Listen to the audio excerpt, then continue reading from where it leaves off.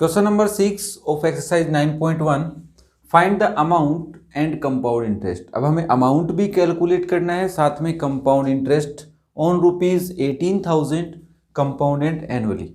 Okay, the rate of interest being 7%, 12% and 14%। तो एक बार overview देता हूँ कि कैसे सोल्व करेंगे। अगर हम सिंपल इंटरेस्ट के फॉर्मूले से इसको सोल्व करते हैं, है ना, क्योंकि 9.1 से पहले हमें कंपाउंड इंटरेस्ट का फॉर्मूला नहीं पता है ना। तो अगर सिंपल इंटरेस्ट की फॉर्मूले से कैलकुलेट करते हैं तो फर्स्ट ईयर का प्रिंसिपल रहता है, रेट हमारा फर्स्ट ईयर का कितना हो जाएगा 7%। फिर हम सेकेंड ईयर का प्रिंसिपल कैलकुलेट करते हैं और रेट सेकेंड ईयर कितना हो जाएगा 12%। और थर्ड ईयर का प्रिंसिपल हम कैलकुलेट करेंगे और रेट थर्ड ईयर कितना हो जाएगा 14%। अब ये सब जो रेट्स हैं वो प्रीवियस क्वेश्चंस में सेम थी हर ईयर, बट इस क्वेश्चन में रेट्स एवरी ईयर चेंज हो रही है। तो हम रेट्स को पुट करेंगे और वैल्यू कैलकुलेट करेंगे और इसके बाद जो लास्ट में हमारा अमाउंट आएगा आफ्टर थर्ड ईयर वो हमारा अमाउंट होगा और उसमें से प्रिंसिपल को सब्ट्रैक्ट कर देंगे या फिर तीनों ईयर की इंटरेस्ट को ऐड कर लेंगे तो हमारा क्या आ जाएगा इंटरेस्ट आ जाएगा, जिसको हम कंपाउंड इंटरेस्ट बोलेंगे for 3 successive years. Okay, so in solution क्या लिखते हैं सबसे पहले, according to question principal is equal to ₹18,000 and rates are, अब यहाँ पे 3 रेट्स हैं तो तीनों को अलग अलग लिख लेंगे। Rates are 7%, 12% and 14%। तो फॉर कंपाउंड इंटरेस्ट हम क्या कर सकते हैं, इसके लिए हम फर्स्ट ईयर का इंटरेस्ट कैलकुलेट करेंगे। तो फर्स्ट ईयर के लिए हम प्रिंसिपल ऑफ फर्स्ट ईयर तो 18,000 ही रहेगा, but rate for first year कितना हो जाएगा 7% और टाइम हमारा 1 ईयर। टाइम चेंज नहीं होगा, इसको 1 ईयर ही लेंगे। So interest of first year is 18,000 into 7 into 1 upon 100, P1 into R1 into T, है ना, टी तो सेम रहेगा। So is equal to 18 into 7। तो इन दोनों को मल्टीप्लाई करते हैं तो 18 इंटू 7, सॉरी 18,000 है ना, हाँ, तो एक जीरो और होगा तो यहाँ पे भी एक जीरो और होगा, 180 इंटू 7 होगा। ओके, 18,000 था यहाँ पे तो 2 जीरो से तो 2 जीरो कैंसिल हो जाएंगे, बट 180 बचेगा, दैट वो होगा ₹1260। अब जो ये 1260 है इंटरेस्ट है, तो हम यहाँ पे कहेंगे amount after 1 year, principle of first year plus interest of first year, that is 18,000 plus 1260, जिसको हम कह सकते हैं 19,260 रुपीज़। और फॉर सेकेंड ईयर, अब सेकेंड ईयर पे चलते हैं। सेकेंड ईयर में प्रिंसिपल चाहिए सबसे पहले, तो वो अमाउंट होता है फर्स्ट ईयर का जो कितना हो जाएगा 19,260। रेट सेकेंड ईयर कितना गिवन हमें 12% है एंड टाइम हमारा 1 ईयर ही रहेगा। Okay, so interest for second year is principle of second year, rate of second year into time upon 100। तो वैल्यू पुट करते हैं 19260 इंटू 12 इंटू 1 अपॉन 100। अब 1 जीरो से तो 1 जीरो कैंसिल हो जाएंगे, एक जीरो बचेगा, बट ऊपर हम 1926 को मल्टीप्लाई करते हैं 12 से, जो आएगा 23112 अपॉन 10। अब डेसिमल पुट करेंगे तो कितना आएगा 2311.2। ये इंटरेस्ट आया बेटा। तो हम यहाँ से amount after second year calculate करना चाहें तो कर सकते हैं, जो principle of second year plus interest of second year हो जाएगा 19,260 प्लस 2,311.2। दोनों को ऐड कर लेंगे, तो ऐड करने के बाद जो वैल्यू आएगी वो 21,571.2 आएगी।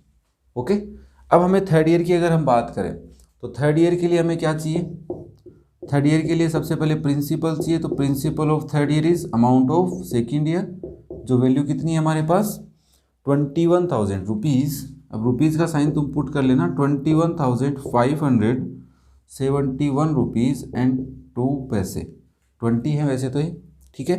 तो अब इंटरेस्ट और रेट कितना है तुम्हारे पास, थर्ड ईयर के लिए रेट कितना गिवन है क्वेश्चन में 14% है और टाइम कितना है 1 ईयर। तो इंटरेस्ट ऑफ थर्ड ईयर कितना हो जाएगा, principle of third year into rate of third year into T upon 100, that is 21571.2 into 14 into 1 upon 100। तो सबसे पहले डेसिमल रिमूव कर देते हैं, 21571.2 इंटू 14 इंटू 1 अपॉन 100। ओके, अब इन दोनों का अगर हम प्रोडक्ट करते हैं तो बेटा प्रोडक्ट आता है 30,19968। ओके, और अपोन में कितना है, एक जीरो और हो जाएगा, 1000 है तो अपोन में 1000 है, जिसकी वैल्यू कितनी हो जाएगी, 1000 क्यों आया, डेसिमल रिमूव किया था, डेसिमल के बाद 1 डिजिट थी, दैट इज 3019.968, और जिसको तुम रुपीज़ 3019.97, 8 की वजह से 6 को 7 में चेंज हो गया है ना, +1 हो गया है। तो दिस इज इंटरेस्ट। तो अमाउंट कैलकुलेट करना है, तो अमाउंट हमें पूछा था अभी, तो अमाउंट क्या हो जाएगा, principle of third year plus interest of third year, तो 21,571 रुपीज़ 2 पैसे 20 पैसे प्लस 3019 रुपीज़ 97 पैसे। अगर दोनों को ऐड कर दें तो बेटा जो आंसर आएगा वो हमारा अमाउंट आएगा, थर्ड ईयर के बाद जो अमाउंट पूछा है वो आएगा। तो वो कितना जाएगा, 24,591.17। This is our amount. And interest, या बोल सकते हैं कंपाउंड इंटरेस्ट कितना हो जाएगा, कंपाउंड इंटरेस्ट। और कंपाउंड इंटरेस्ट होगा, या तो तुम I1 plus I2 plus I3 करके कैलकुलेट कर लो, या फिर amount of third year minus principal करेंगे तो भी वैल्यू सेम आएगी। तो ये वैल्यू मेरे पास आ रही है 6591.17। ओके, ये रुपीज़ में आएगी, तो इतने रुपए का क्या बनेगा बेटा, इंटरेस्ट बनेगा। ठीक है, इसमें से तुम 18,000 माइनस कर लेना। ठीक है, तो 18,000 माइनस करोगे तो 6,591 डायरेक्ट वैल्यू तुम्हें दिख भी रही होगी। तो समझ में आया क्वेश्चन, जब डिफरेंस रेट होंगी एवरी ईयर की, तो इस टाइप से हमें क्वेश्चन को करना है। और बाकी क्वेश्चन तो इजी हो रहे हैं अब, क्योंकि सब समझ में आ गया है तुम्हारे को। नेक्स्ट हम करते हैं क्वेश्चन नंबर 7। इसमें क्या कह रहा है, a certain amount of money amount to ₹5500 in 2 years. एक सर्टेन अमाउंट था, कोई रुपए था, वो मनी का जो अमाउंट बन गया वो कितना बन गया, 5500 इन 2 ईयर्स, 2 साल के अंदर। क्वेश्चन समझाता हूँ, वेट करो थोड़ा सा। एंड ₹5750 इन 3 ईयर्स, 3 साल में इतने रुपए बन गए। Find the principal and the rate of interest. कहने का मतलब है तुमने किसी को कुछ रुपए दिए थे, पता नहीं, अगर तुमने वो पैसे किसी को 2 ईयर के लिए दिए तो उसने तुम्हें दिए 5500 रुपीज़। ओके, और वही सर्टेन अमाउंट तुमने किसी को 3 ईयर्स के लिए दिए तो वो बन गए 5750। अगर ये क्वेश्चन सिंपल इंटरेस्ट का है और कंपाउंड इंटरेस्ट का है, तो अगर कंपाउंड इंटरेस्ट का है तो एक मेथड है उसको हम फॉलो करेंगे, और मैं सिंपल इंटरेस्ट के लिए भी वही बताऊंगा। बट अगर ये क्वेश्चन सिंपल इंटरेस्ट का है तो थोड़ा सा ईजी हो सकता है, जब कंटिन्यू है ना 2 ईयर्स का हमें अमाउंट गिवन होता है, तब कोई भी 2 ईयर्स बट दोनों कंटिन्यू होने चाहिए तो ये ईजिली हो जाता है। देखो, हमें एक बात पता है कि सिंपल इंटरेस्ट में एवरी ईयर इंटरेस्ट सेम रहता है, हर साल का इंटरेस्ट सेम रहता है। तो इसका मतलब 2 साल के लिए और 3 साल के लिए पैसे दिए तो इनके बीच में कितना डिफरेंस आ रहा है, 250 का। इसका मतलब 1 साल 2 और 3 ईयर के बीच में 250 का अगर उसने इंटरेस्ट दिया था और प्रिंसिपल था P, तो इससे फर्स्ट ईयर मतलब फर्स्ट ईयर में भी 250 दिए होंगे, और उससे जस्ट पहले जब उसने पैसे दिए थे तो भी 250। मतलब 0 ईयर से फर्स्ट ईयर के बीच में, फर्स्ट ईयर से सेकेंड ईयर पे इतने बन गए, और थर्ड ईयर पे पैसे 0 से देते हैं ना अपन स्टार्टिंग से।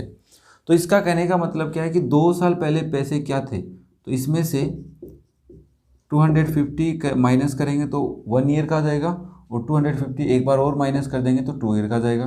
तो ये 5000 वैल्यू आ रही है। तो 5000 हमारा स्टार्टिंग का पैसा था, हमने 1 साल के लिए दिए तो उसमें 250 ऐड हुए, फिर 1 साल के लिए और दिए तो सेकेंड ईयर पे आ गए 250 फिर ऐड हो गए। तो इस हिसाब से हमारे पास प्रिंसिपल कितना आ गया है, 5000। अब अगर हम सिंपली फॉर्मूला अप्लाई करें सिंपल इंटरेस्ट का 1 ईयर के लिए, तो P into R into T upon 100 होता है 1 ईयर के लिए बेटा। तो 1 ईयर के लिए प्रिंसिपल है 5000, रेट पता नहीं R है, टाइम 1 ईयर है, अपॉन 100, और 1 साल का इंटरेस्ट कितना बन रहा है, 250 बन रहा है क्वेश्चन के अकॉर्डिंग। क्रॉस मल्टीप्लाई करेंगे 2500 इंटू, सॉरी एक जीरो और लगा दो, is equal to 5000 into R, और आर की वैल्यू कैलकुलेट करेंगे तो 25,000 अपॉन 5,000। समझ में आ रही है? 0 से 000 कैंसिल, 5 से 5 कैंसिल, तो आ गई 5%। तो इसका मतलब 5% रेट पे 5,000 रुपीज़ उसने दिए थे 2 ईयर के लिए, तो पैसे बन गए 5,500। और अगर यही 5,000 रुपीज़ 5% रेट पे 3 ईयर के लिए देता है तो इंटरेस्ट के साथ अमाउंट बनता है, वो बनता है 5,750 रुपीज़। तो ये सिंपल सी कैलकुलेशन थी, इससे हम क्वेश्चन को कर सकते थे। बट अगर बाई चांस ये कंपाउंड इंटरेस्ट का फॉर्मूला होता, क्वेश्चन होता, तो इसको हम कैसे करते?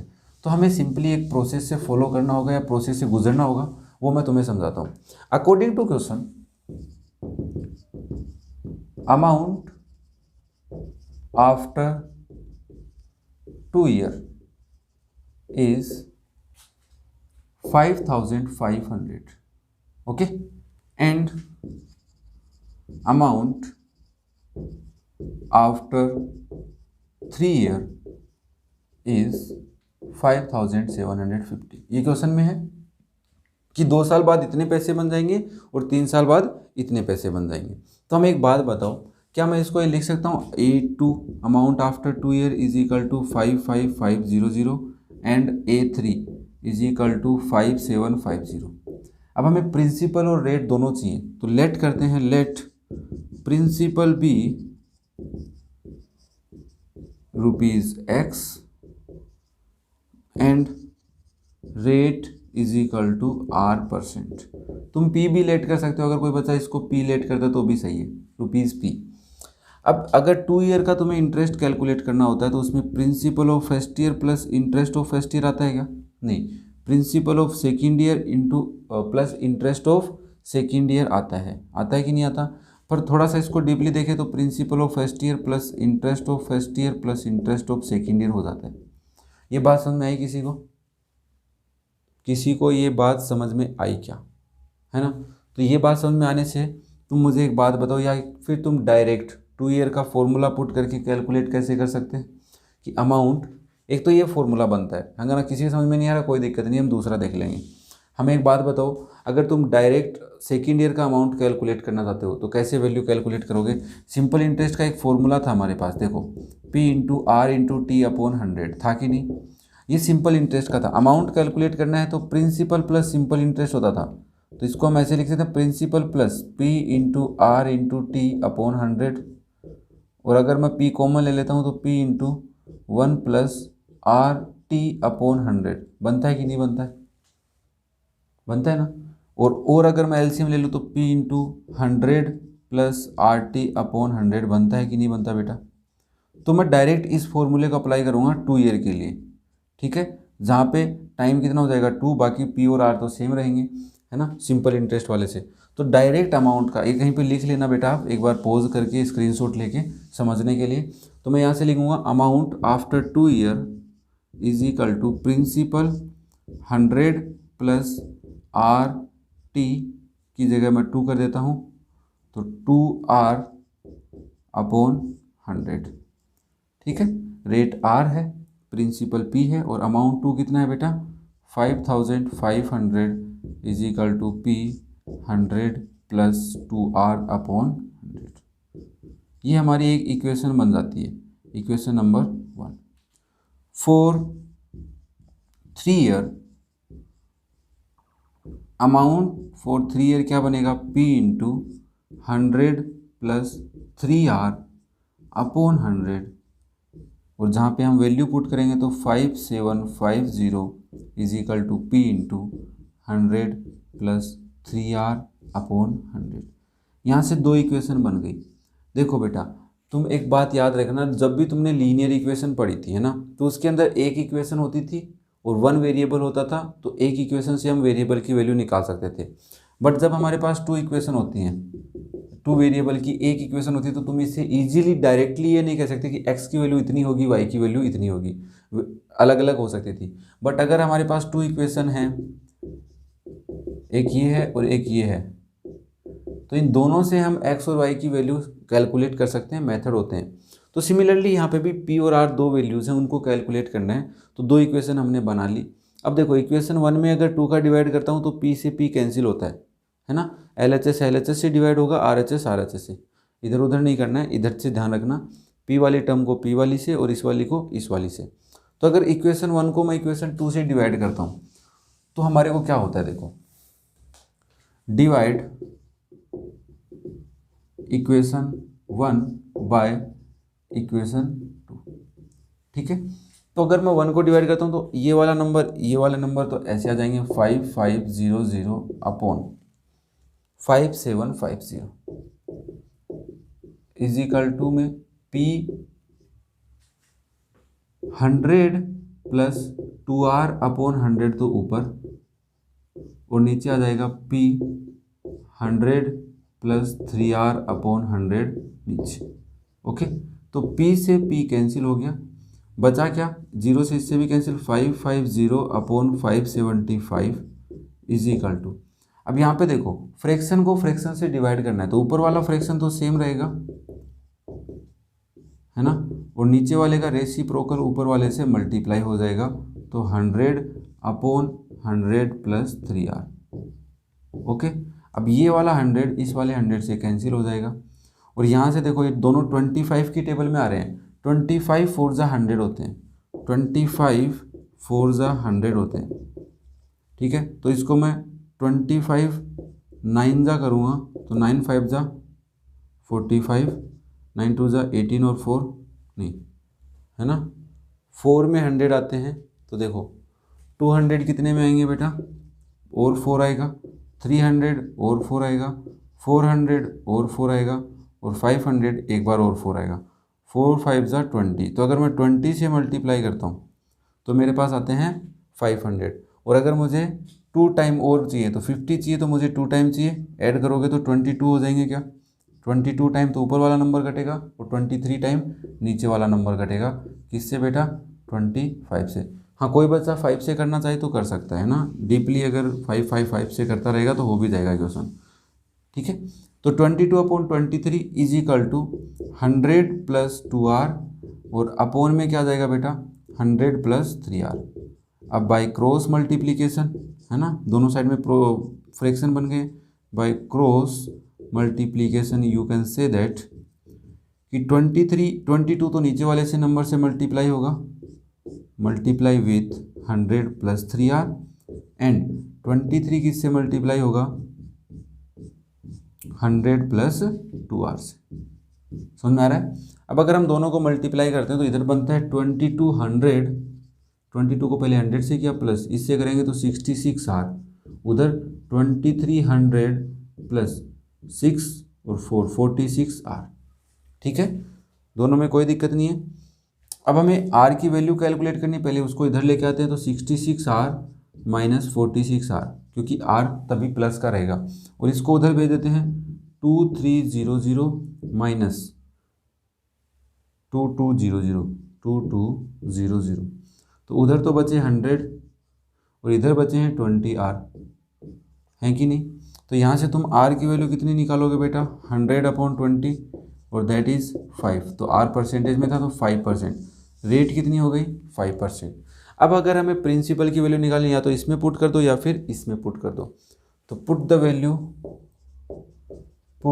Value of R in equation 1, therefore 5500 is equal to principal 100 plus 2 into 5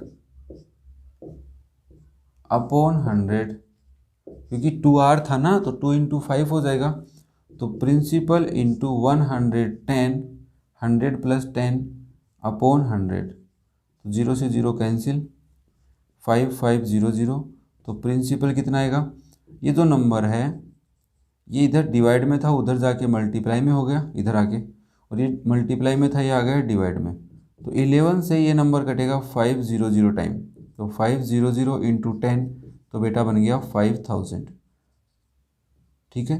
तो जो प्रिंसिपल है वो कितना है बेटा, 5000। मैंने ये क्वेश्चन क्यों बताया तुमको ऐसे, अगर अमाउंट वाला होगा तो direct amount of second year, principal 1 plus rate upon 100 की पावर 2 से तुम कैलकुलेट कर सकते हो और अमाउंट गिवन है। तो उस तरीके से हम इस फॉर्मूले को अप्लाई करके वैल्यू कैलकुलेट कर सकते थे। तो बच्चा ये था हमारी एक्सरसाइज 9.1 और उसके बाद हम 9.2 के पहले बेसिक्स पढ़ेंगे, क्या क्या होते हैं, कंपाउंड इंटरेस्ट क्या होता है, कंपाउंड इंटरेस्ट एनुअली के लिए क्या होता है, उसके फॉर्मूले समझेंगे और सारी बातें पढ़ेंगे। ठीक है, तब तक थैंक यू।